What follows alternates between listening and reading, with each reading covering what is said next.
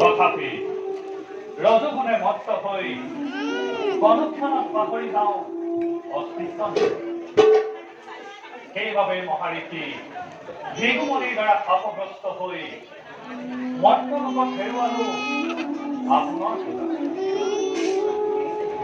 সেইবাবে হয়তো কৰে যদি কোনোবাই তপ আৰাধনা যাচিবলৈ বাধ্য হওঁ, বঞ্চিত হয়। যাওঁ এনে নিজ কৰ্তব্যত অগ্ৰসৰ।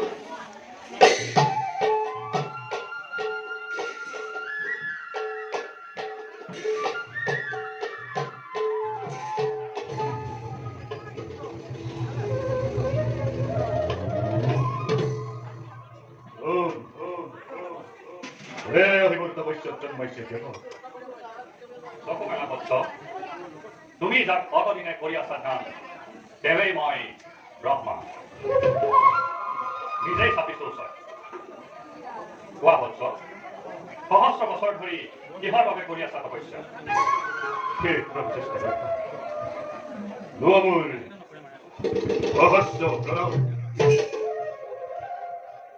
অন্ততভাৱে তুমি ব্ৰহ্মদেৱ নগৰেও পাৰিব বুজিছ কিহৰ বাবে কৰিছো মই তপস্যা। বুজিছ তেতিয়া দিয়া মোক অৱৰত্ব বলিতা।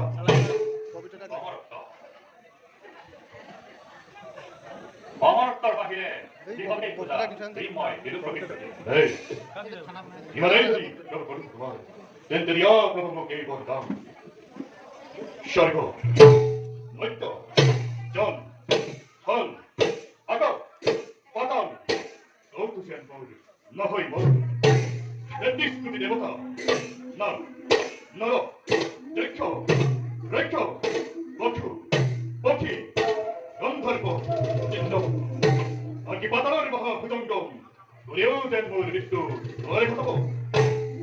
জগত যত মানে আছে অস্ত্ৰ শস্ত্ৰ কোনেও যেন মোৰ নোৱাৰে বিৰিব মোৰ তুচ্ছ কৰি। বাহিৰে ভিতৰে কিবা কিহৰ লক্ষ্যে দিন ৰাতি আৰু গভীৰ নিদ্ৰাত মোৰ নহয় যে মৃত্যু। ইয়া প্ৰভু মোক এই বলিদান কৰিছো কামনা। যদিও দুৰ্লভ বৰ কৰিছা কামনা, অকপতে দিলো তোমাক যোৱা বৎস ময়ো যাওঁ নিজ স্থানে।